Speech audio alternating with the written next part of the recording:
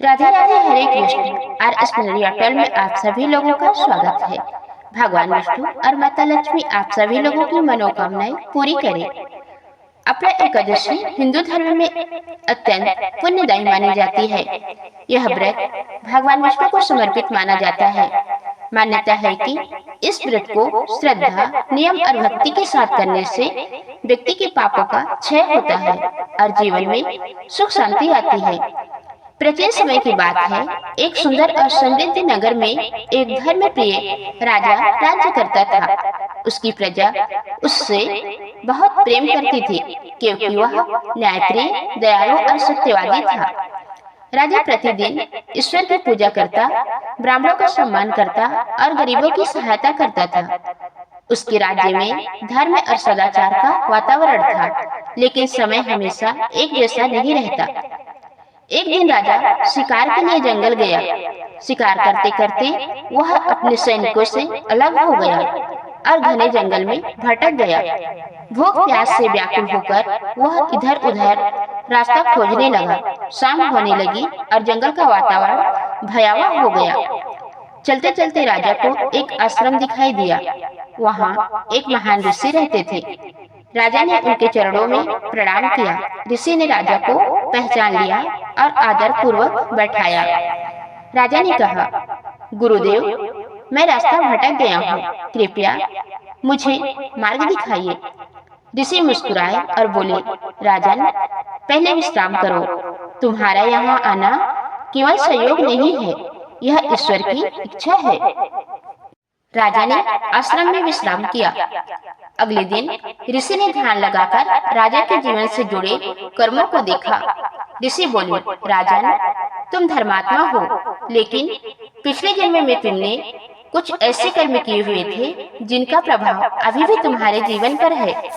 राजा आश्चर्यचकित हो गया। उसने हाथ जोड़कर पूछा, गुरुदेव, यदि मुझसे कोई भूल हुई है तो उसका प्रायश्चित कैसे करूं?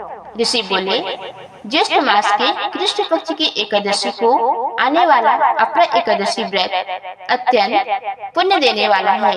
जो व्यक्ति इस व्रत को सच्चे मन से करता है, उसके अनेक जन्मों के पाप नष्ट हो जाते हैं।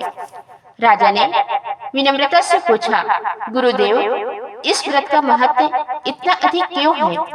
ऋषि ने कहा, यह व्रत मनुष्य को आत्मिक शुद्धि देता है। जैसे सूर्य अंधकार को दूर करता है, वैसे ही अपना एकादशी पापों का नाश करती है। जिसने कभी भूल से भी अधर्म किया हो, वह भी इस व्रत से मुक्ति पा सकता है। राजा ने उसी समय संकल्प लिया कि वह अपना एकादशी का व्रत अवश्य करेगा। कुछ दिनों बाद अपना एकादशी आई। राजा ने प्रातः स्नान किया, स्वच्छ वस्त्र धारण किए और भगवान विष्णु की पूजा की। उसने दिन भर उपवास रखा, भजन कीर्तन किया और रात भर जागरण किया। उसने ब्राह्मणों को भोजन कराया, दान दिया और भगवान का स्मरण किया। व्रत के प्रभाव से राजा के जीवन में अद्भुत परिवर्तन आने लगे। उसका मन पहले से अधिक शांत हो गया। राज्य में सुख समृद्धि बढ़ने लगी और सभी कार्य सफल होने लगे। कुछ समय बाद राजा पुनः ऋषि के पास पहुंचा और बोला, गुरुदेव, इस व्रत के बाद मेरे जीवन में अद्भुत शांति और आनंद आ गया है। ऋषि बोले, राजन, यही अपना एकादशी का प्रभाव है। यह व्रत केवल बाहरी सुख नहीं देता, बल्कि आत्मा को भी शुद्ध करता है। राजा ने पूरे राज्य में अपना एकादशी का महत्व फैलाया।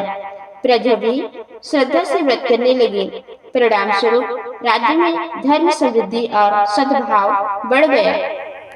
समय बीतता गया। राजा ने जीवन भर धर्म के मार्ग पर चलकर प्रजा की सेवा की।